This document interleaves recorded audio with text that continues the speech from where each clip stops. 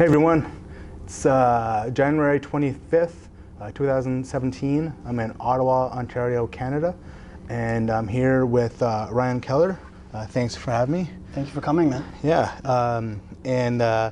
so we're here at Algonquin College, but this is where you run your club, Team Ronin? Yeah, so I mean, Team Ronin is officially sort of our association affiliation. Okay. It used to be the name of the previous club where we were. Okay. It was a stick and brick club, you know, like a full building and everything like that. We eventually shut down after a little over a decade of running it and moved in here to the college and have integrated ourselves into the college program. We're still Team Ronin at heart, but of course now we represent the Algonquin Fitness and Impact Zone. Okay, cool. So if you're going to college in Algonquin, it's a really great setup here. I mean, they have a full combatives section here, a wonderful fitness facility upstairs. So it's quite a nice facility, and they're just adding to it as they go. So for the students, it's a wicked deal, like cheap as chips, really low cost for them. And because it's an amenity to the college, I mean, it makes it that much better for them. And then, of course, it's open to people off the street. All of our normal members, you know, most of them are not students here at the college anyway. So, yeah. But of course, we offer to pretty much everybody. So nice. So those who are in the Ottawa area going to college, can't afford expensive school, this is a great deal. Definitely getting your money worth.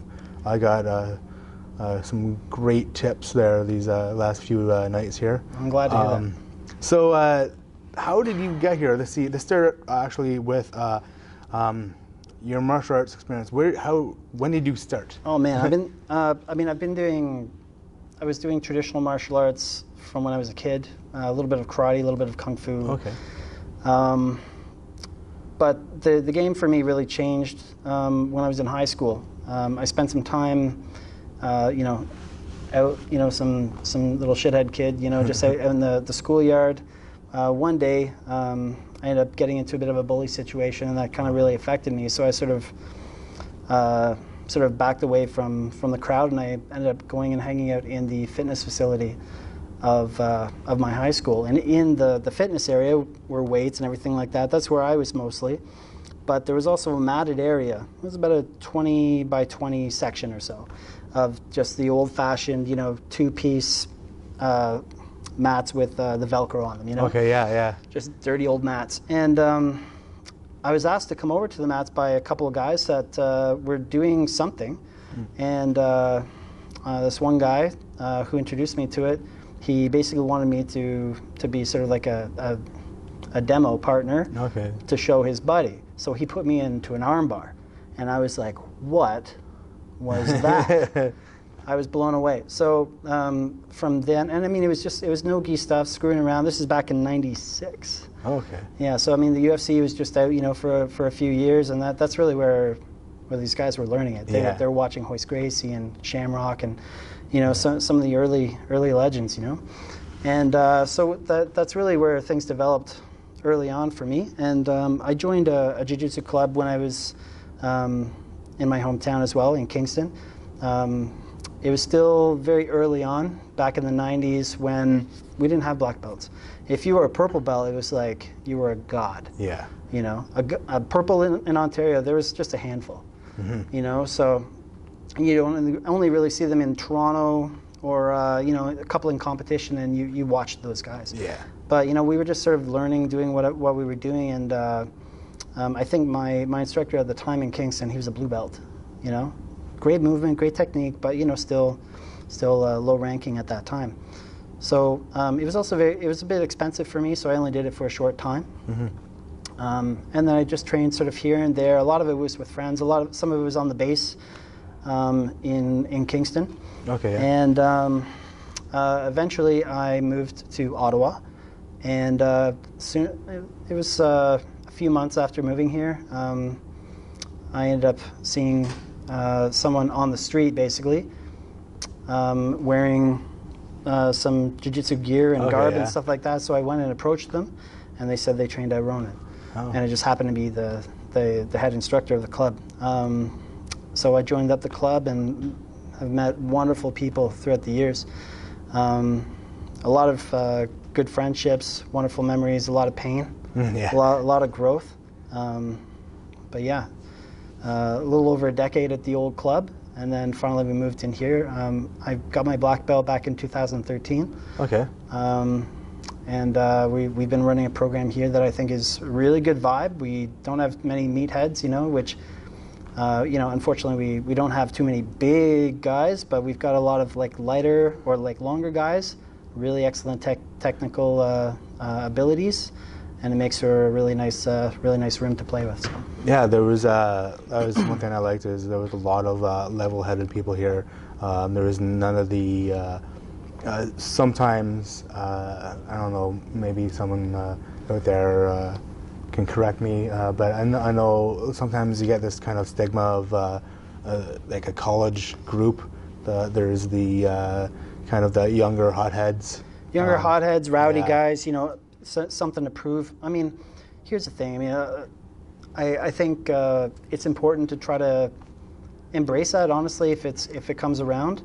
But if it's antagonistic, if it becomes a problem, you kind of have to get rid of it at the expense of your club, if you don't. So, I mean, for the most part, we just want to have a good vibe. We've got a lot of our people they're professionals. They're people with jobs and families. Yeah. Nobody's coming in here trying to crank anyone's neck and cause injuries. So it makes for a nice environment, but I mean they're still out to get you, so you gotta watch it. So. Yeah. Yep. Some killer technique definitely on these mats.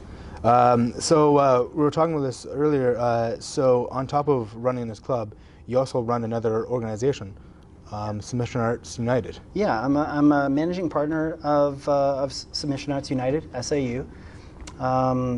I have two other partners. They're both in Montreal. They're really the ones who are the founders. Those two. Martin Nguyen and Tree Nguyen, no relation, but they're both from two different clubs, really. And it was really some really friendly guys that I think they saw what was out there competition-wise. It was really slim pickings, in terms of variety. In Montreal, it's just basically, some of the big tournaments, the Abu Dhabi Trials and the Montreal IBJJF Open. There wasn't really too much else, except for a couple smaller tournaments at that time. So I think they really wanted to create something special, and I think they achieved that.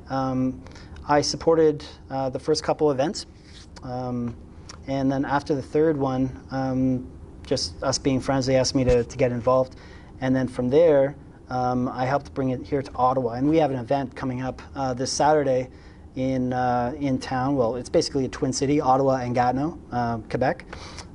So basically, it's the Ottawa-Gatineau, in this case, Winter Jiu-Jitsu Games. Okay.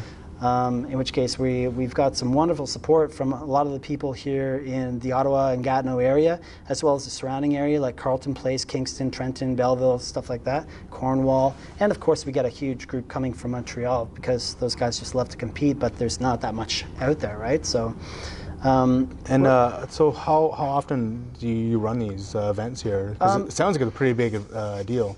You know what, I mean, it's not a huge tournament, but one of the things that makes it a little bit special is it's double elimination. And that really opens things up for a lot of people, because I think a lot of people get tired of, you lose one match and then you got to go home. Yeah. So this sort of opens it up, lets you do more things. I think that's a big draw for some people. Basically, we run about one a season. So as an example, the name Winter Jiu-Jitsu Games, the next will be the spring, then summer, and then autumn. Okay, nice. So, and we tend to bounce back and forth between Ottawa and Montreal. So we'll try to sort of do one and then the other. Okay. We haven't really stepped out of that to anywhere else, but I mean, eventually, we never know. We might go to Toronto. We might spring out from there. So. Yeah. But we every now and then we get some people coming from Toronto, and they do very well, and they seem to enjoy it. So, yeah. Nice. Yeah, that the double elimination, that's to me, it's a big factor. I don't know if I've ever been in a double elimination tournament. It's always been single or round robin. Yeah. Given that I was training on the island right out in Victoria, BC, there's hotel costs, there's ferry costs, yeah. or if you're not staying that night, you gotta rush back to catch a ferry and back. Here's that's sort of another thing is, we were looking at the costs of some of the events, and not to knock the events. Events they're expensive. If you want to put on a good event, you need to rent a nice venue, and venues cost money. So I understand why tournaments cost what they do. There's a lot that goes into it. A lot. It takes a lot of teamwork. You can't do it by yourself. And my partners, if I didn't have them, it wouldn't happen. Yeah. It wouldn't happen. So you need really quality people in the right places. But I think that's one of the big things is, they were looking at the costs associated with that, and we really wanted to not just put on a cheap event, but provide a lower cost option. So our tournaments are basically one of the ones that are on the lower cost for the most part. But I mean, we go above and beyond, trying to provide beautiful medals, nice big heavy medals. That's one of the big compliments we always get. People get the gold medal, and they're just like, wow, that's beautiful. It's nice, big, thick, heavy, and really well designed. So. Yeah, that definitely is an eye catcher. Is the medals and stuff. So when you see like Naga, and the belts and five and you see those. It's a statement, man. I mean, if you can snag a victory, and you walk away with a big sword, or a nice big belt, or like a beautiful medal that's not just some tin plated piece of crap. I mean. It's something you want to be proud of, and we want to make sure that the people that come to our events that support us, they're happy when they walk away, that they're happy and that they can do something with that medal. They can place it somewhere that's really nice, and it's something nice to look at, So So and it sounds like, I mean, not only are you getting quality, but the quantity as well with the double elimination and. Like I was saying, when you got to travel out of town to make it to a tournament, and then you have one match and you're done for the day, it really deters you from competing again, right? Yeah, I mean, there's always, a certain portion of the population which is fine with that. They're gamers, they're out there, they're going for blood, they're going for the win. And, the thought of losing, it doesn't even cross their mind. They're just going for the W. So it's, for those people, it doesn't matter, but a lot of it is to really help develop jiu-jitsu in the region. And to do that, we need a competitive outlet which allows for growth. Okay, so you got to start somewhere, And I mean, but it's not a novice level event by any means. We got some really top level guys that are coming to our events, guys that are above showing up in some A lists along the way, and they're coming to our events. It's great. So that's so cool. I wish I was staying for the weekend so I could see it. Yeah, it's too bad. And cover it for the blog. But I gotta make my way across Canada. Of course. Every stop I'm making, it's like another reason to stay longer, and it's like I'm never gonna leave Canada.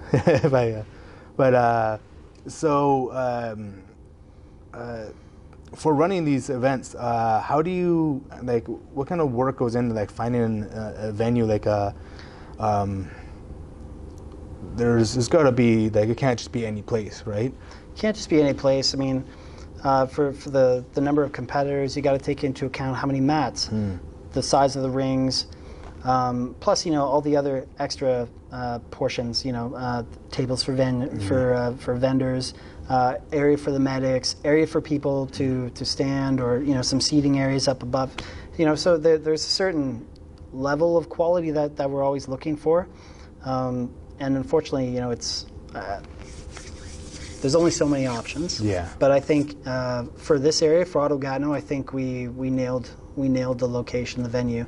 We've got just honestly the location is Centre Sportif de Gatineau over in Gatineau. It's basically their main sports center, and it's top of the line. Nice. So beautiful, so big.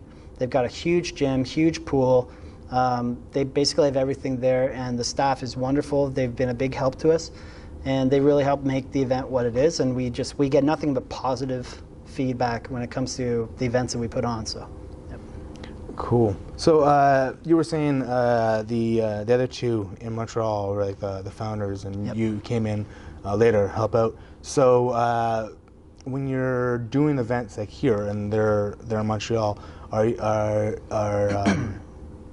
so what kind of work do you have to do like here? Well, I mean, basically,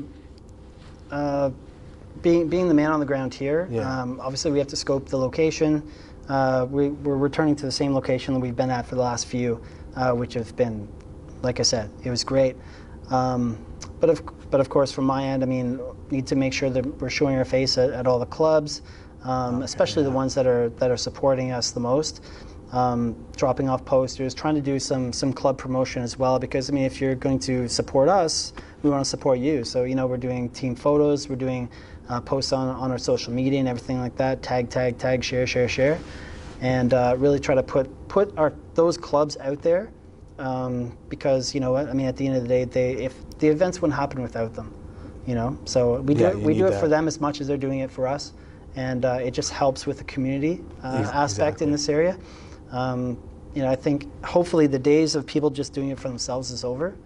I think the uniting of the clubs in the area, getting a dialogue open, getting people to come out and take part, and competition is really the best, There's no real animosity. It's really self-evident, It all happens on the mats, and everyone's very respectful. Everyone's great and very cordial to one another. There's never really a problem.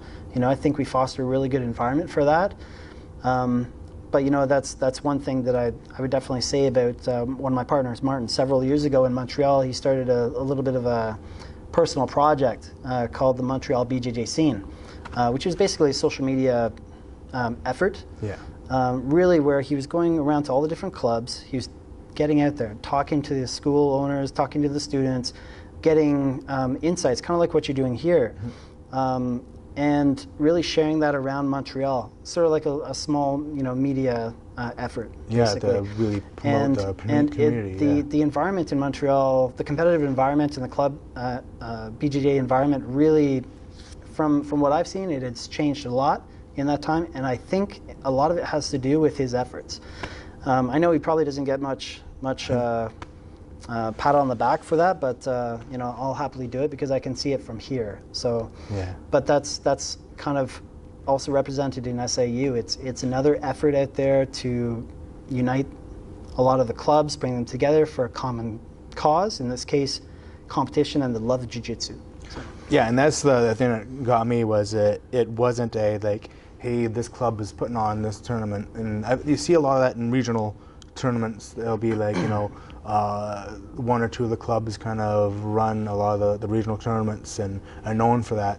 And then, you don't really start seeing it until like the provincial or like higher levels where there's like just a tournament organization running the competitions, right? So to see this Mission Arts United here and hear about what you guys are doing, and it's really just promoting the community.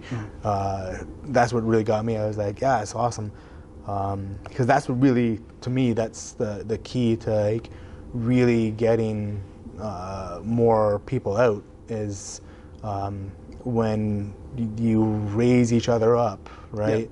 You really promote a positive community, right? Yeah. And yeah, this kind of tournament, to me, that's what it seems it's doing, right? Yeah. So when gonna have to stop it pretty soon. Yep. Just because they close at 10. Oh, okay. Yeah. One last question. So going in, you've been doing it for a couple years now, Mission Arts? Mission Arts United's been around for about 3, almost going on 4 years. Okay. And so as you started helping out and joining in as part of it, what's some of the surprising things that you have learned over the time helping out that a lot of people don't see on the other side of putting together a tournament? A lot of it just really comes down to customer satisfaction. there's always little bits along the way, whether it's a referee call that might be a little bit off, but our refs are always learning, they're always getting better. But sometimes coaches and parents don't see that way, especially parents of kids. Yeah. But and of course we're always looking at for injuries and stuff like that. We always learn something each time and try to sort of tighten things up and make things better. So I would say that there's one big thing necessarily, but there's always like little tweaks that we try to do each time, and the events just get better and better. Nice. That's awesome. That's what, those little wee details is what makes it. This is like working on a technique, right? Those little details that makes it better. Just like what we do here on the mats. Yeah, exactly. Well, thank you for having me. Pleasure. Ryan Kellar, Team Ronin, Submission Arts United. I'll have the links up. Till next time, see you on the mats. Oos.